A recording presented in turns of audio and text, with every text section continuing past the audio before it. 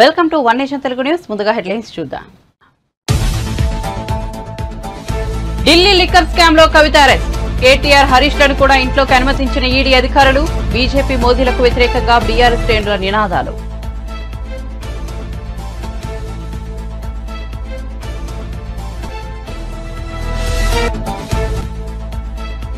వివేక వర్ధంతి సందర్భంగా కడపలో సంస్మరణ సభలో షర్మిల తీవ్ర వ్యాఖ్యలు. బాబాయిను చంపిన వారికి ఇంతవరకు శిక్ష పడలేదని ఆవేదన. తోబుటోల కోసం జగన్ ఏం చేశారని ప్రశ్న.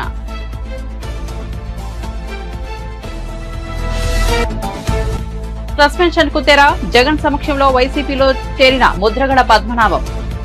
కుమారుడితో కలిసి వైసీపీ కండువా కప్పుకున్న కాపు ఉద్యమ నేత మొన్ననే చేరాల్సి ఉండగా అనుకోని కారణాల వల్ల వాయిదా.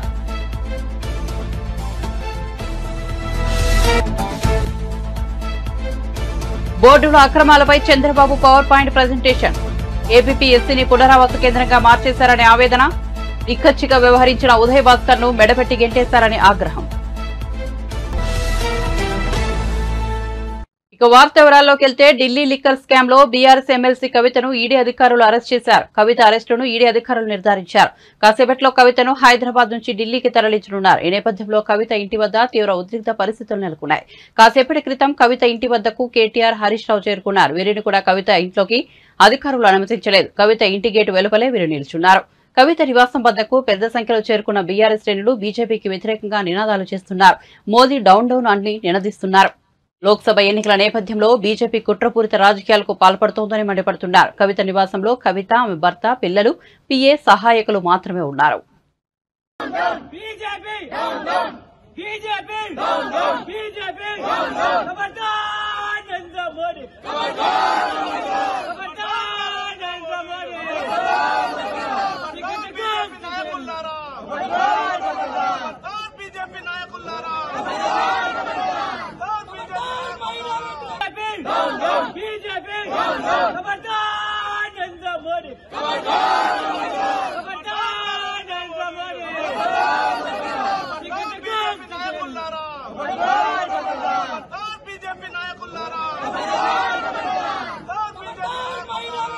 బీఆర్ఎస్ ఎమ్మెల్సీ కవితపై కక్ష సాధింపు చర్యలకు దిగాల్సిన అవసరం తమకు లేదని బీజేపీ తెలంగాణ రాష్ట్ర అధ్యక్షుడు కేంద్ర మంత్రి కిషన్ రెడ్డి అన్నారు.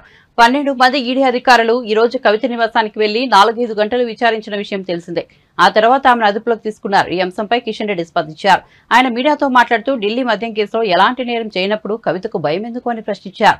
ఈడీ విచారణకు కవిత పూర్తిగా సహకరించాలని సూచించారు. ఇన్నాళ్లు ఈడీ విచారణకు సహకరించకుండా తప్పించుకున్నారని ఆరోపించారు. ఇన్నాళ్లు సహకరించినందునే ఈడీ నేరుగా ఆమె ఇంటికి వెళ్లిందన్నారు. ఈడీ స్వయం ప్రతిపత్తి కలిగిన సంస్థ అని గుర్తు చేశారు.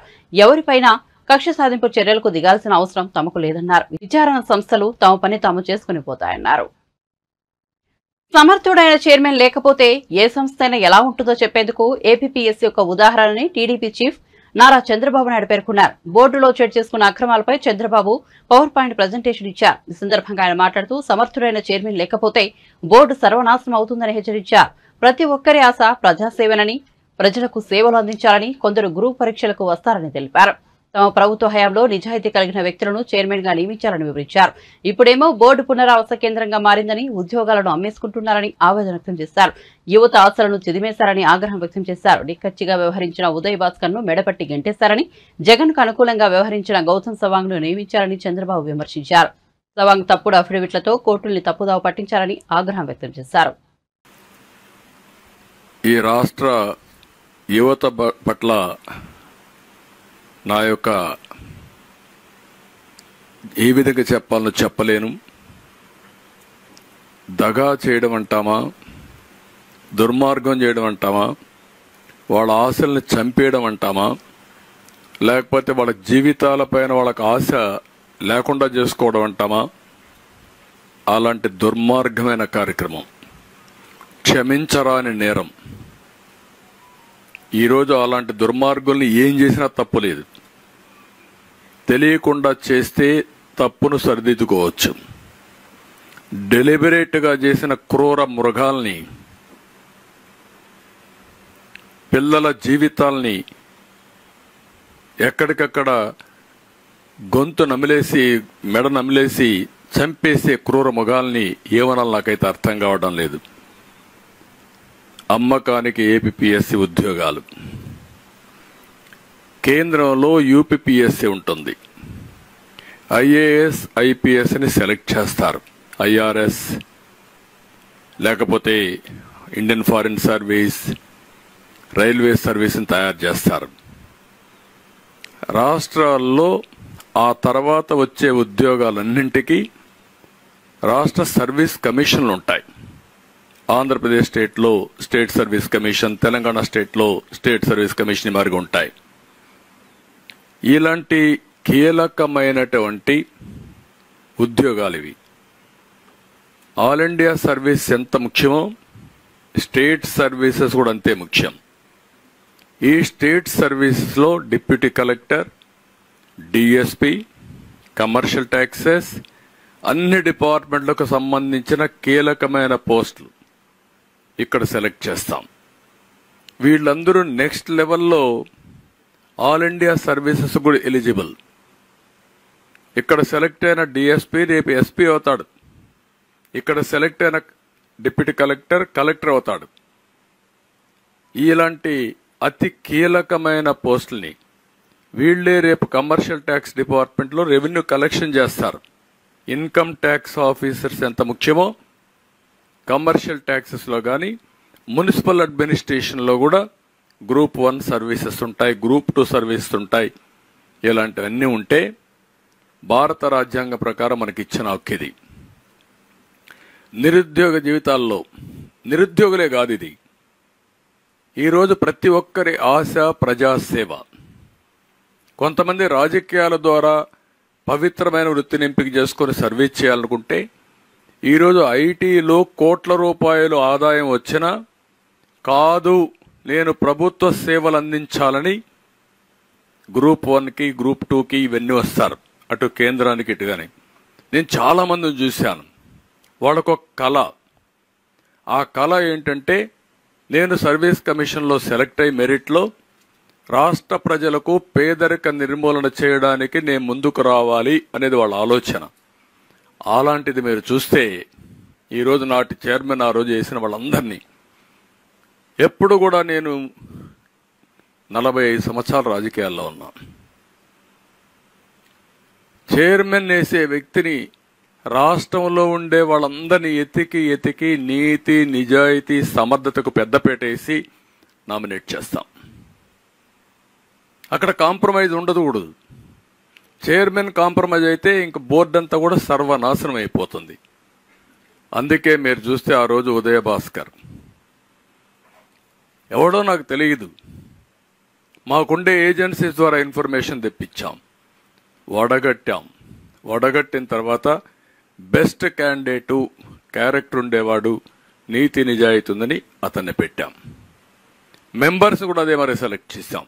వీళ్ళు వేసిన మెంబర్స్ మీరు చూస్తే బీఆర్ఎస్ ఎమ్మెల్సీ కవితను అరెస్ట్ చేయడంపై మాజీ మంత్రి, ఆ party working president KTR, ED అధికారులు భానుప్రియ మీనాలతో వాగ్వాదానికి దిగారు.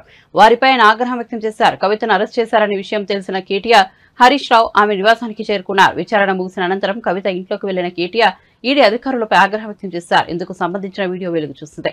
సోదాలు పూర్తయ్యాయని, అరెస్ట్ వారెంట్ ఇచ్చామని ఈడీ అధికారులు భానుప్రియ మీనాలు చెబుతున్నారని, అలాగే అరెస్ట్ వారెంట్ ఇచ్చామని చెబుతున్నారని పేర్కొన్నారు. సోదాలు ముగిశాక కూడా ఇంట్లోకి రావద్దని అధికారులు హుకుం జారీ చేశారని ఆవేదన వ్యక్తం చేశారు.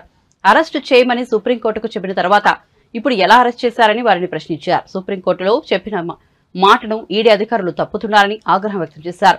కోర్టు ద్వారా ఈడీ ఇబ్బందులు ఎదుర్కోవాల్సి ఉంటుందని హెచ్చరించారు. కావాలని శుక్రవారం వచ్చారని మండిపడ్డారు. ట్రాన్సిట్ వారెంట్ లేకుండా కవితను ఎలా తీసుకెళ్తారని ప్రశ్నించారు.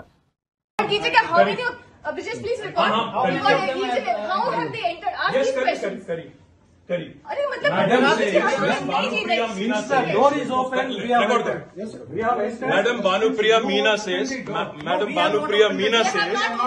search is over and arrest warrant is produced, and now she says, hold on, and now she says we can't come in. Family cannot come in, and she also says that she has no transit warrant, she cannot produce before a magistrate, but she wants to make a case.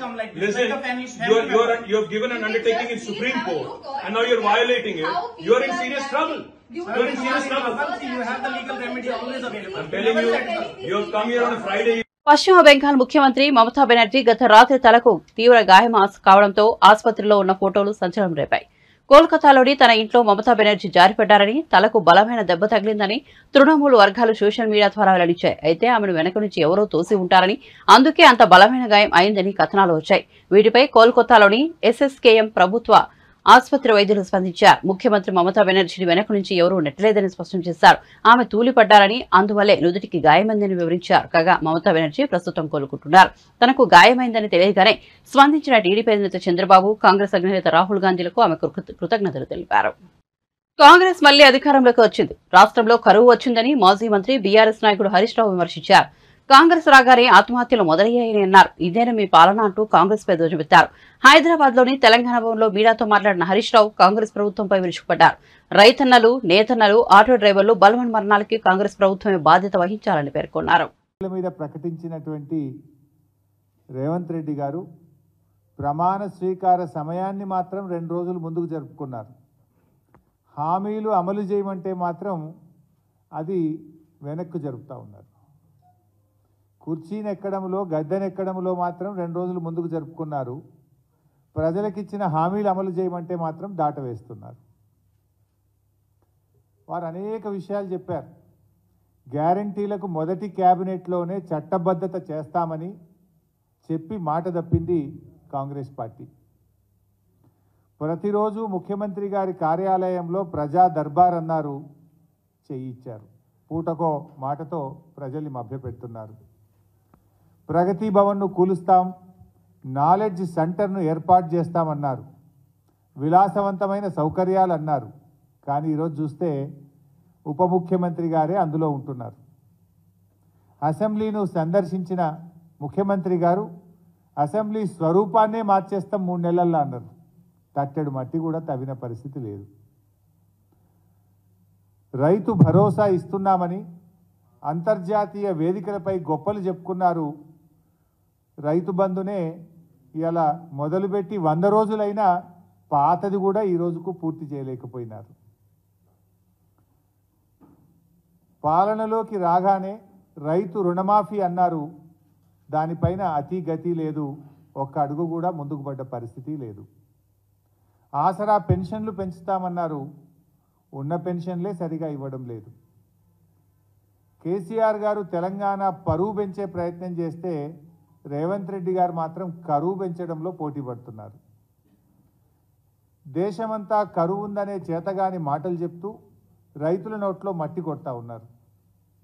KCR గారి హయాంలో పచ్చటి పంట పొలాలు కనిపిస్తే 10 ఏళ్ల తర్వాత రైతులు తమ పంట పొలాలలో మంటలు పెట్టుకునే పరిస్థితులు ఈ రాష్ట్రంలో కనబడతా ఉన్నాయి.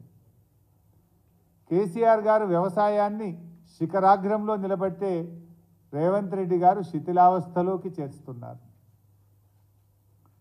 కేసీఆర్ గారి హయాంలో త్రాగునీటికి, సాగునీటికి లోటు లేని పరిస్థితి ఉంటే ఇవాళ రాష్ట్రంలో రేవంత్ రెడ్డి గారి పాలనలో కన్నీళ్లకు కొరత లేని పరిస్థితి కనపడతా ఉంది.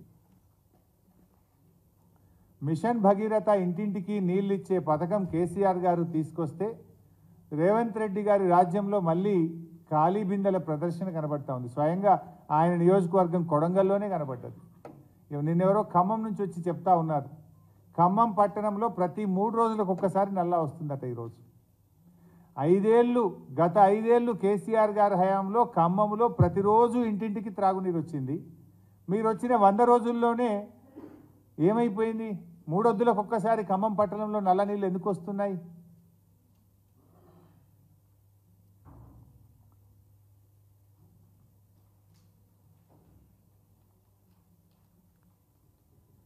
ఇవాళ కర్ణాటకలో కాంగ్రెస్ పార్టీయే అధికారంలో ఉంది కదా.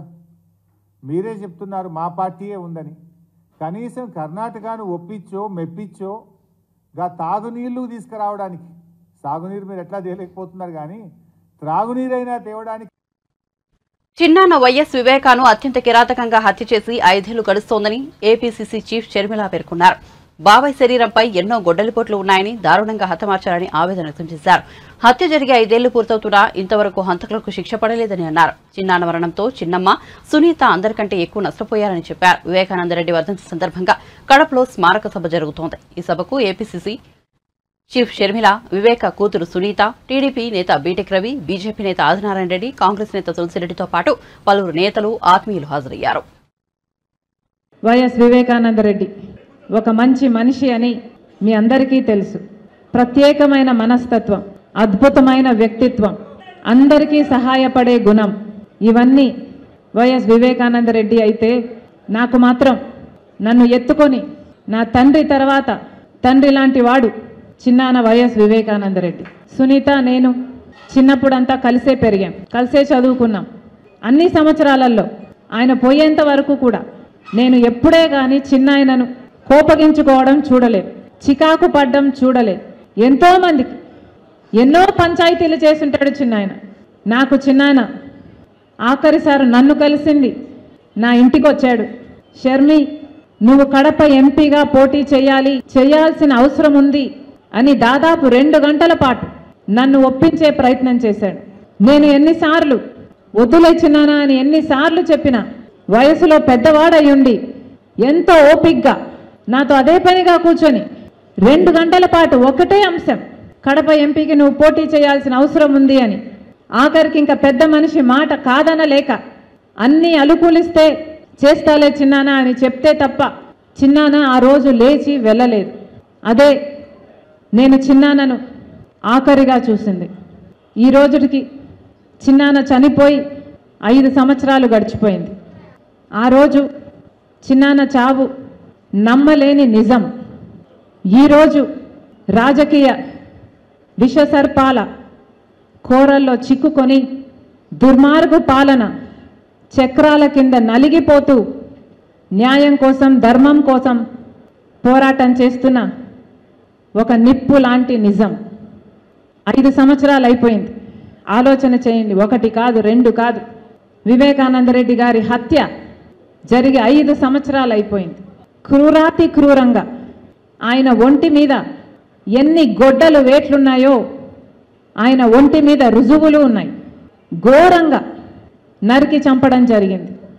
సమాజంలో పెద్ద మనిషి, సమాజంలో మంచి మనిషి డాక్టర్ వైఎస్ రాజశేఖర్ రెడ్డి గారి ఎంతగానో ప్రేమించిన తమ్ముడు, అలాంటి ఆయన విషయంలోనే 5 సంవత్సరాలు గడిచినా కూడా న్యాయం జరగలేదు. ఈ రోజుటి వరకు కూడా హత్య చేసిన వాళ్లకు శిక్ష పడలేదు. ఇక అంతటి మనిషికి కూడా న్యాయం జరగకపోతే, హంతకులకు శిక్ష పడకపోతే ఇక సమాజంలో సామాన్యుల పరిస్థితి ఏమిటి? సామాన్యుల విషయంలో న్యాయం జరుగుతుంది అని సమాజం నమ్మే పరిస్థితి ఉండాలి అంటే ఈపాటికి ఎప్పుడో హంతకులను గుర్తించుండాలి, వాళ్ళకు శిక్ష కూడా వేసుండాలి. కానీ 5 సంవత్సరాలు గడిచినా కూడా ఈ రోజుటి వరకు కూడా హంతకులకు శిక్ష పడనే లేదు. హత్య జరిగిన రోజున మాకు చెప్పిన విషయం, చిన్నాన హార్ట్ అటాక్తో చనిపోయాడు అని. తీరా మేము ఇంట్లోంచి బయలుదేరేంత వరకు కూడా ఇది హార్ట్ అటాక్తో చనిపోలేదు, హత్య జరిగింది అన్న విషయం మాకు తెలియదు. వచ్చి చూసిన తర్వాత కానీ ఇంత ఘోరంగా చిన్నానను హత్య చేశారు అన్న విషయం మాకు తెలియదు.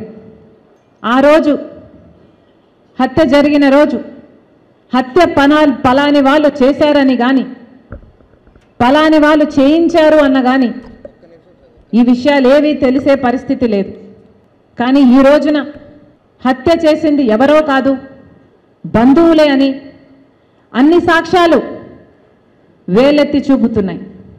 గూగుల్ మ్యాప్స్ అయితేనేమి, కాల్ రికార్డ్స్ అయితేనేమి, వాంగ్మూలాలు అయితేనేమి, ఇవన్నీ హత్య చేసిన వాళ్ళు వీళ్ళు అని వేలెత్తి చూపుతున్నా ఈ రోజుటి వరకు కూడా హత్య చేసిన వాళ్లకు, హత్య చేయించిన వాళ్లకు శిక్ష పడలేదు, కేసుకు కొలిక్కి రాలేదు, కేసు అసలు ముందడుగు వేయలేదు.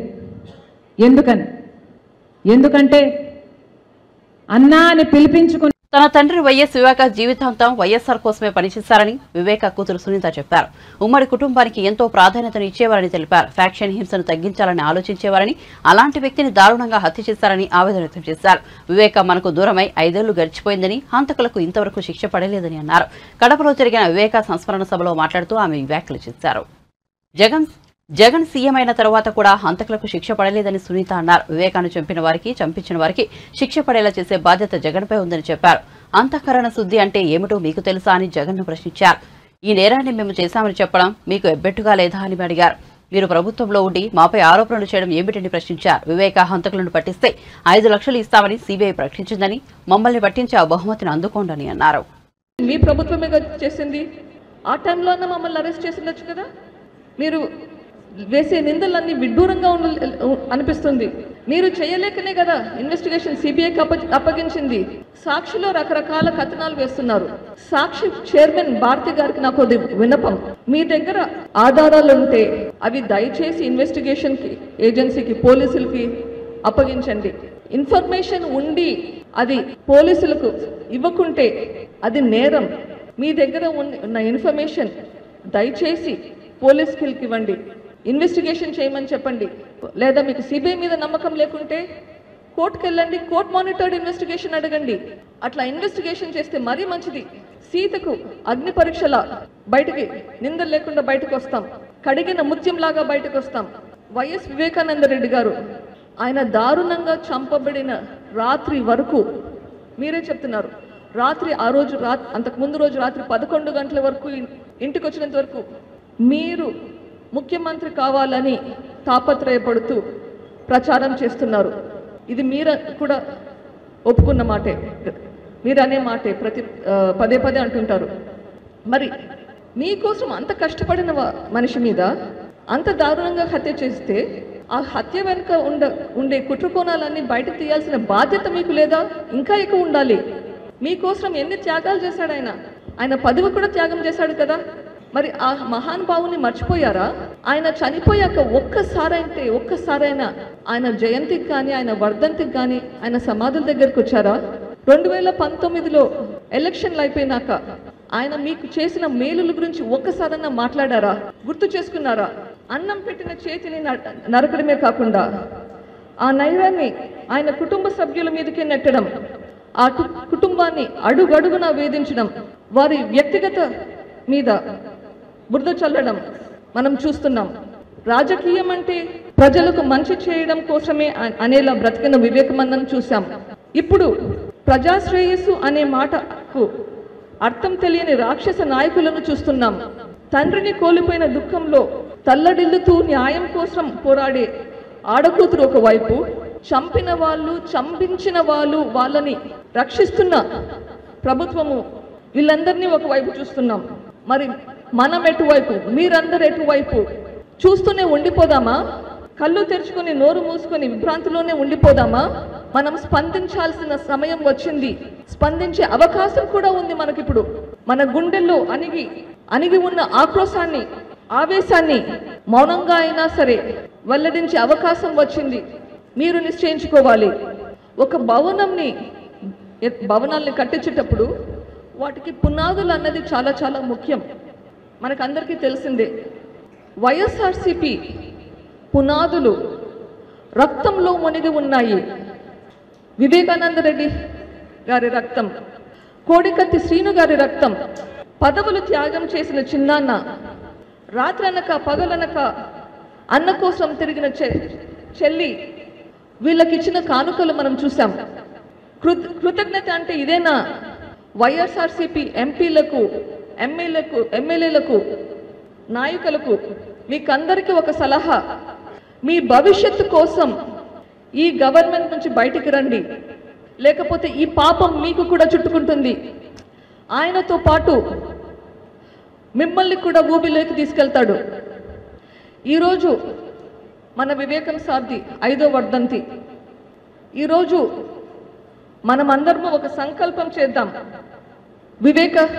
వివేకం సార్ ఆత్మసాక్షిగా సంకల్పం చేద్దాం.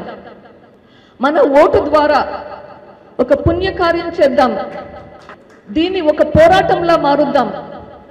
ఈ పోరాటంలో మీరందరూ భాగం కండి. ఈ పోరాటం మీ పోరాటంగా చేయండి.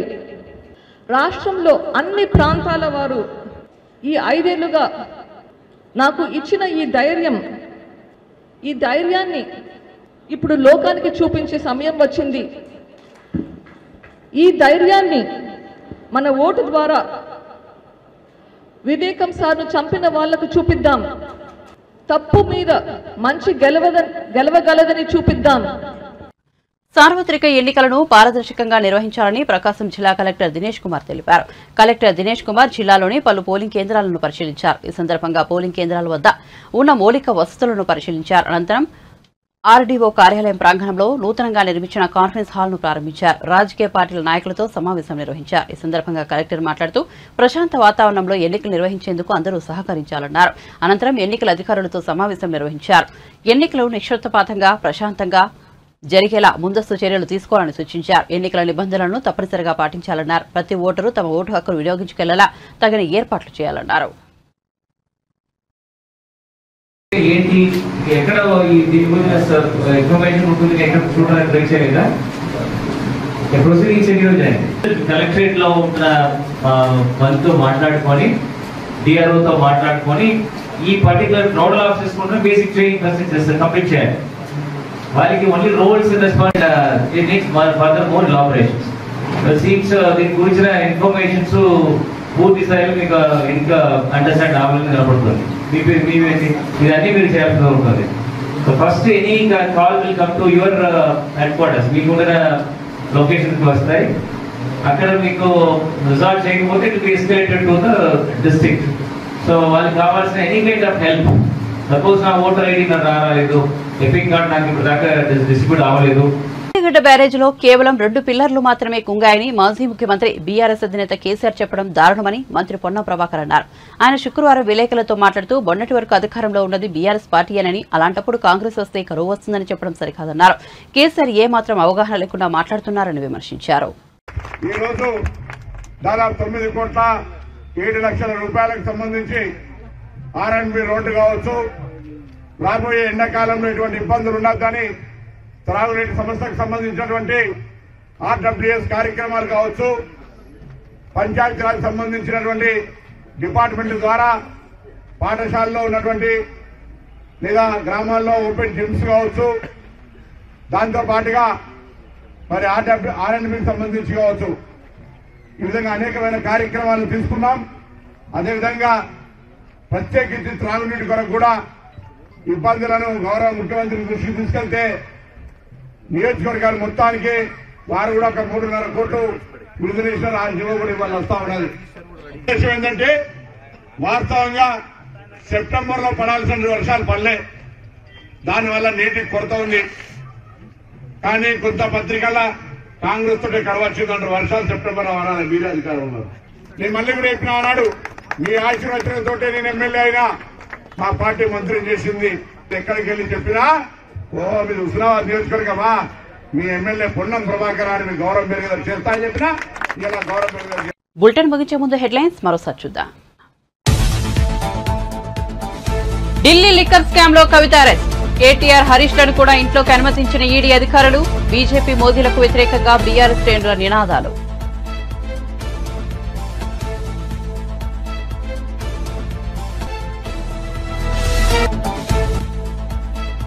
వివేక వర్ధంతి సందర్భంగా కడపలో సంస్మరణ సభలో షర్మిల తీవ్ర వ్యాఖ్యలు. బాబాయ్ను చంపిన వారికి ఇంతవరకు శిక్ష పడలేదని ఆవేదన. తోబుట్టోల కోసం జగన్ ఏం చేశారని ప్రశ్న.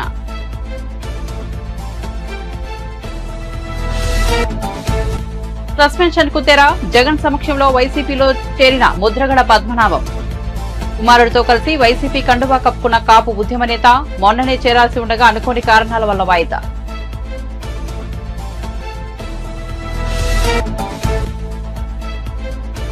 బోర్డుల అక్రమాలపై చంద్రబాబు పవర్ పాయింట్ ప్రజెంటేషన్.